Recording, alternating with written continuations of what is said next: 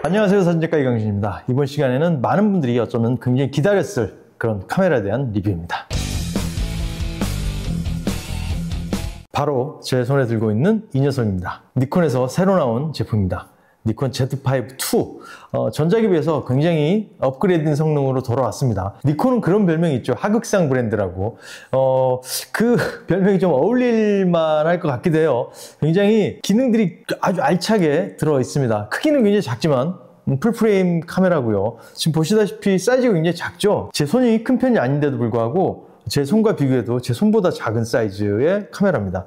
하지만 그럼에도 불구하고 이 그립감이 굉장히 좋습니다. 작아도 딱 손에 이렇게 감기는 그립감이 굉장히 좋습니다. 그래서 촬영에 편리하고, 모양을 보시면 아시겠지만은 만듦새가 굉장히 좋아요. 다른 부분들은 다 비슷하게 되어 있죠. 여기 다 노출 보정도 있고 ISO 다 밖으로 빠져나와 있어요. 후면을 보더라도 이렇게 디스플레이 버튼도 있고, 다 그전에 사용하시던 니콘 카메라 거의 비슷하게 되어 있기 때문에 사용하시는데 그렇게 이질감은 느껴지지 않을 것 같아요.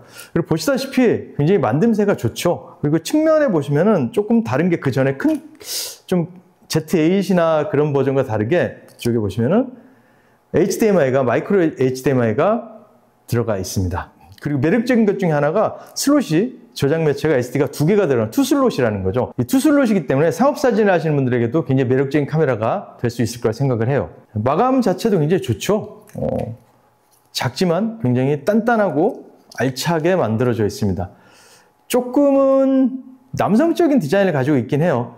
그리고 또 하나는 이 EVF가 굉장히 밝기가 좋아졌습니다. 아주 밝은 곳에 촬영을 할지라도 전혀 불편함 없이 촬영할 수 있었던 것도 아주 큰 매력 중에 하나라고 할 수 있을 것 같아요. 이쪽에도 연사 버튼이 달려 있고요. 그리고 액정도 이렇게 돌아갑니다. 이렇게. 마감이 굉장히 좋죠? 이렇게 생겼습니다.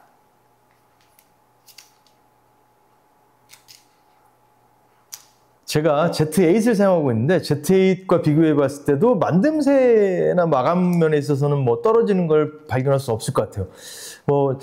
단지 사이즈가 좀 줄어들었다? 그리고 외부에 빠져나와 있는 물리 버튼들도 굉장히 Z8과 비슷하게 다 빠져나와 있습니다.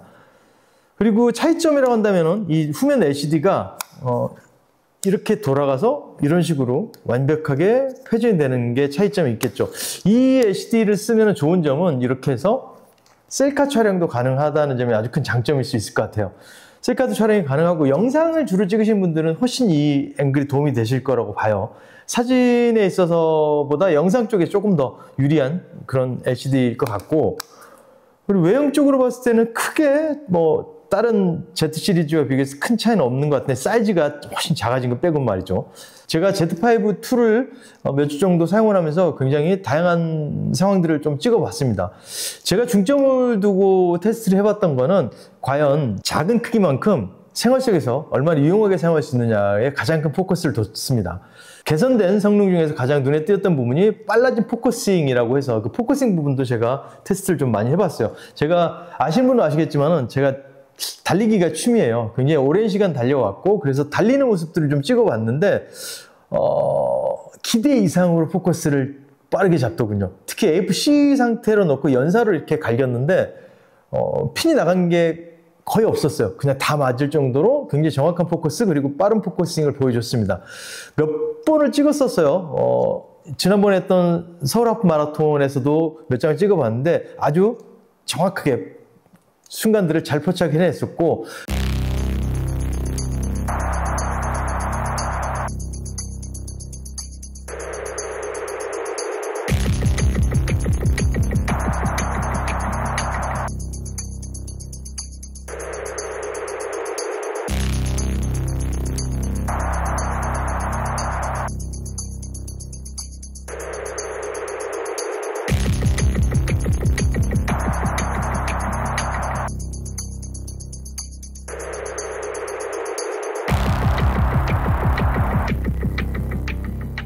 그 외에도 다양한 순간들을 좀 담아봤었는데 그때 제가 느꼈던 것들은 그런 빠른 포커싱, 그리고 또 저조도에서 어두운 곳에서도 굉장히 빨리 포커스를 잡아낸다는 것도 굉장히 큰 장점이라고 할 수 있을 것 같아요.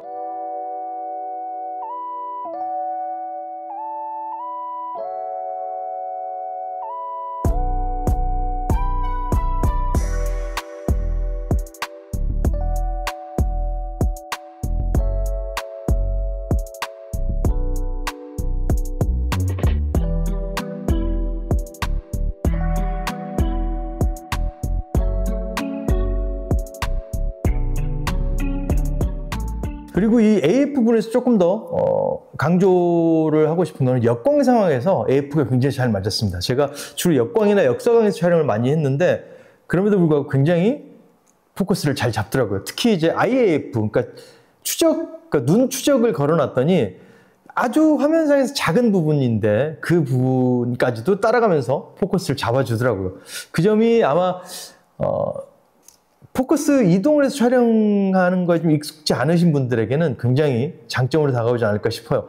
그리고 또 재밌었던 거는 오토 모드가 있습니다. 사실 풀프레임에서 오토 모드를 보긴 쉽지 않은데 오토 모드로 촬영했을 때도 굉장히 요즘 AI 그런 얘기를 많이 하는데 AI 기능이 순간을 파악해서 인물일 때 그리고 풍경일 때 뭐 그런 걸 자동으로 판단해서 거기에 맞는 졸개값 세팅해서 꽤나 괜찮은 사진의 결과물을 뽑아주는 걸 알 수 있었습니다.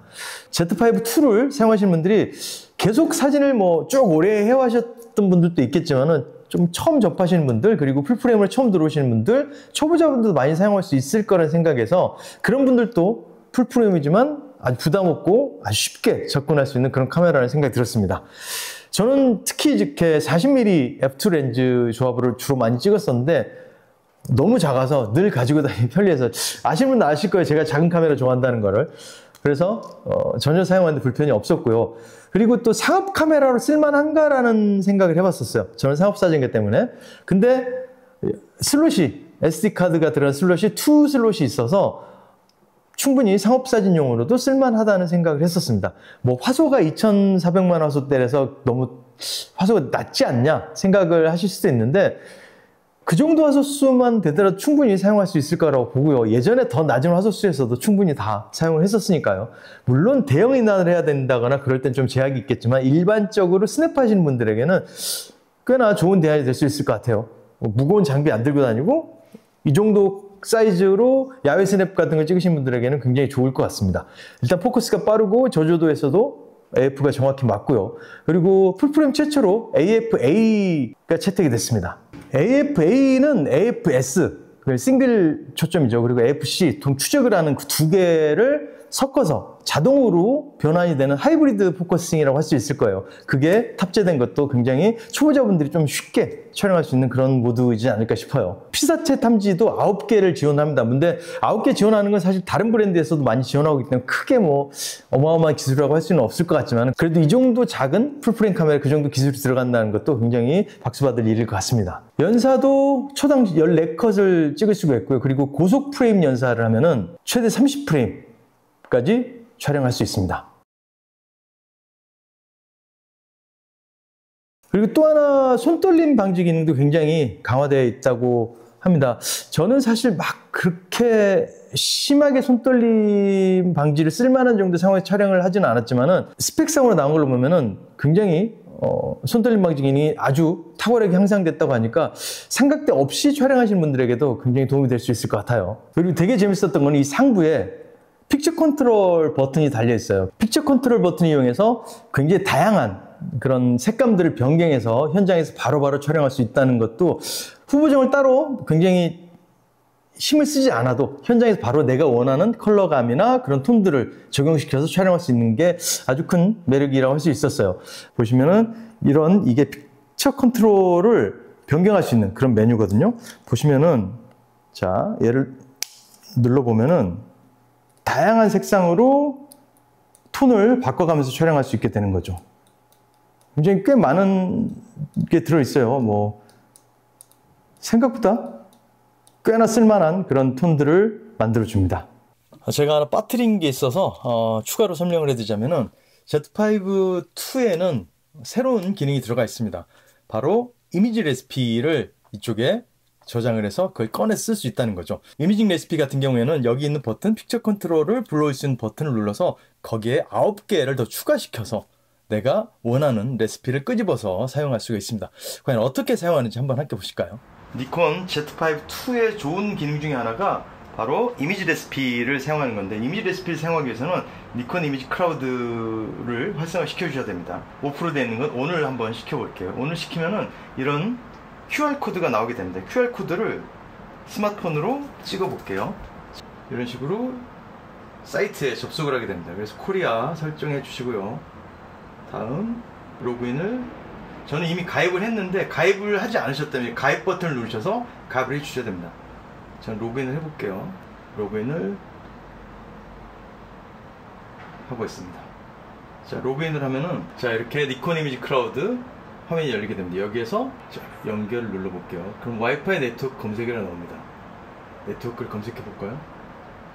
그러면은 제가 쓰고 있는 와이파이가 나오죠. 그럼 다음 누르고, 암호화키에서는 와이파이의 비밀번호를 눌러주는 거죠. 그 다음에 입력을 해줍니다. 그 다음에 자동으로 주소 받기를 하면은 다음 눌러주고, 클라우드 로그인 액세스 코드, 아까 액세스 코드가 여기 보면은 액세스 코드 10이거든요. 10을 입력을 해줍니다. 10. 뭐 기기마다 다를 수 있어요. 저는 10이니까 10을 입력하고, 그러면 클라우드 연결 준비 중이라고 나오게 되죠. 자, URL 액세스에서 연결을 완료합니다. 그러면은 제가 다시 카메라를 켜서 이렇게 URL에 접속을 하면은 이렇게 화면이 나오게 됩니다. 연결 확인이 나오고, 연결을 누르면은 연결 완료 표시가 뜨는 거죠. 설치가 완료되어 있습니다. 다음 나오죠. 클라우드에 연결하는 중이라고 나옵니다. 쭉 해서 지금 연결이 되어 있으니까 이쪽에 화면이 떠서 지금 연결된 카메라가 뜨게 되는 거죠. 이렇게 하면 연결이 쉽게 됩니다. 간단하죠? 자, 이렇게 니콘 이미지 클라우드 홈페이지에 들어가서 여기에 이미지 레시피를 들어가 줍니다. 이미지 레시피를 들어가면은, 니콘 레시피에 들어가면은 굉장히 많은 크리에이터들이 레시피를 이쪽에 올려놨습니다. 이 크리에이터들의 레시피들의 컬러를 보고 내 원하는 레시피를 이쪽에 저장을 하게 되는 거죠. 뭐 하나 아무거나 들어가 볼까요? 그럼 이쪽에 레시피를 하나 클릭을 하면은 이 사람이 만들어 놓은 레시피 컬러가 이렇게 뜨게 되는 거죠. 그래서 저장된 레시피 추가를 눌러줍니다. 그러면은 저장된 레시피에 가볼까요? 저장된 레시피에 가면 제가 방금 선택한 레시피 말고도 제가 기존에 선택했던 레시피들이 이렇게 들어와 있습니다. 이 레시피들을 이제 카메라에 집어넣을 텐데요. 카메라에 집어넣으려면은 하나를 클릭을 해줍니다. 클릭을 하고 들어가서 이쪽에 체크를 해주는 거죠. 카메라에 이 레시피를 등록, 체크를 해주면은 이제 등록이 되게 되는 거죠. 카메라 등록된 레시피 관리에 들어가주면은 하나 더 추가된 걸 볼 수 있어요. 제가 그 전에 여러 개를 미리 저장을 시켜놨습니다. 이렇게 되면 이 아이들이 이제 카메라에 동기화가 되면서 카메라로 로딩이 되게 되는 거죠. 카메라에서는 픽처 컨트롤 들어가서 이대로 불러와서 사용을 해주시면 됩니다. 이 상태에서 픽처 컨트롤 설정으로 들어가서 커서를 아래쪽 쭉 내리면 기존에 들어있는 뭐 이렇게 여러 개들이 있죠. 여기에 보면은 이제 픽처 컨트롤 파일 추가를 누르면은 모든 클라우드 픽처 컨트롤 파일을 업데이트 하시겠습니까? 그럼 얘를 눌러줍니다. 업데이트 완료. 그럼 제가 마지막에 추가했던 5번 파일까지 들어오게 되는 거죠. 총 이곳에는 9개의 레시피를 더 추가로 설정할 수 있게 되는 거죠.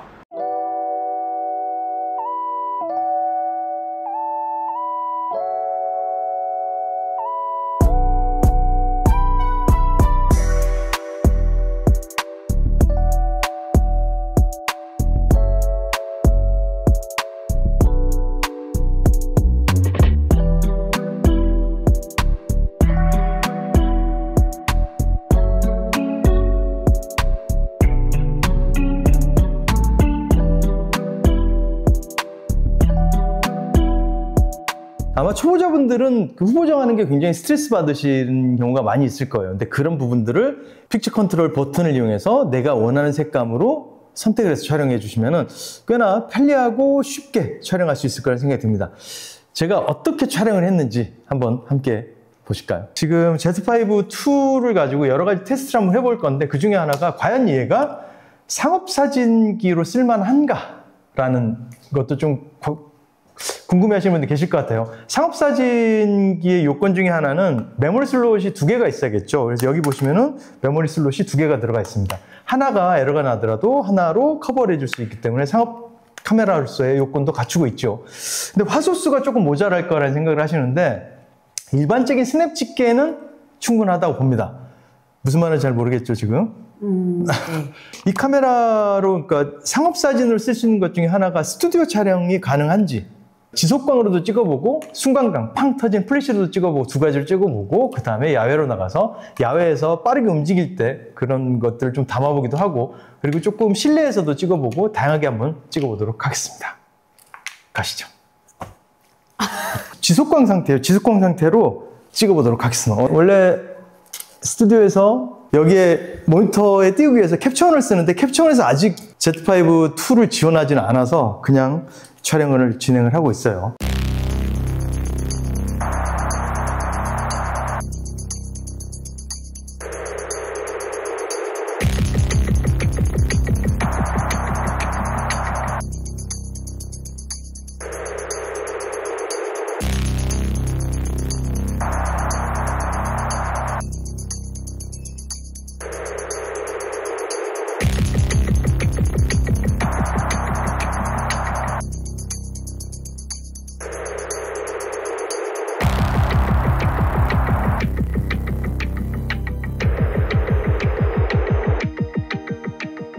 자, 지금 Z5-2를 가지고 피사체 추적이 얼마나 잘 되는지 하기 위해서 뛰는 모습을 한번 찍어보도록 할게요. 저쪽에서 또 뛰어올 텐데 과연 동체 추적이 얼마나 잘 되고, 그래서 보시면 이렇게 여기에 이제 릴리즈 모드를 고속 연속으로 찍어보면서 한번 잡아보도록 하겠습니다.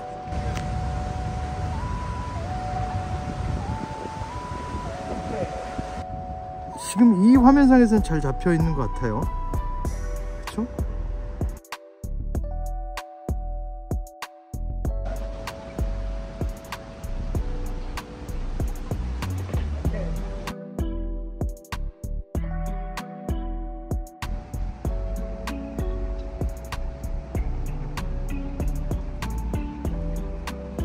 지금 AFC, 그러니까 AFS가 싱글 초점이 아니라 추적 모드로 해서 촬영을 해봤는데 얼마나 사람을 잘 따라갔을지도 한번 결과물을 보면서 체크해 보도록 하겠습니다.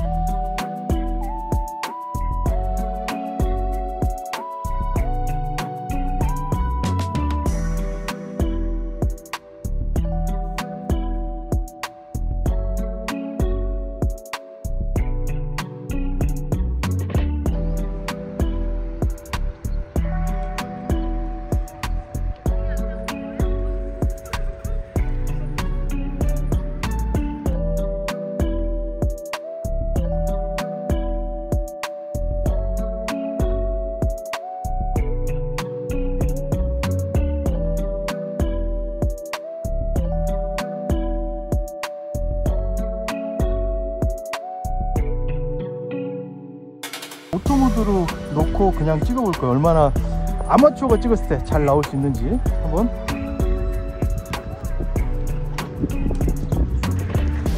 오토 상태로 막 그냥 찍어보고 있어요. 얼마나 잘 나올지.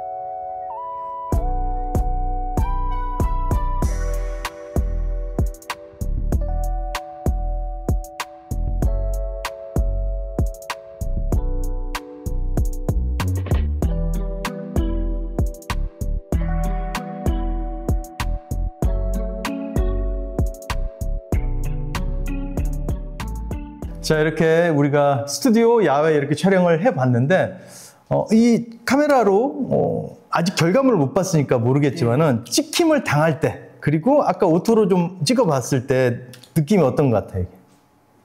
왠지 사진이 잘 나올 것 같아요. 느낌적 느낌? 네. 자, 어떻게 잘 보셨는지 모르겠고요. 저는 이 니콘 Z5-2를 구입하셨으면 좋겠는 분들은 크롭바디에서 풀프레임으로 넘어오는데 너무 하이엔드로 가기엔 조금 망설이시는 분들, 그리고 초보자지만은 나는 아예 처음부터 풀프레임 바디로 사진 시작하고 싶어 하시는 분들, 그리고 대충 찍어도 그냥 좀 잘 나왔으면 좋겠어 하시는 분들에게는 추천을 드리고 싶습니다. 하지만 고화소가 필요하다든지 스튜디오 사진을 주로 찍으시는 분들에게는 큰 메리트는 없을 것 같긴 해요. 하지만 일반적으로 스냅 사진을 찍거나 생활 사진을 찍거나 그러신 분들에게는 아주 강력 추천드리고 싶은 그런 카메라입니다. 어떻게 조금 도움이 되셨는지 모르겠고요. 저는 다음 시간에 조금 더 나은 컨텐츠로 돌아오도록 하겠습니다. 구독과 좋아요 아시죠?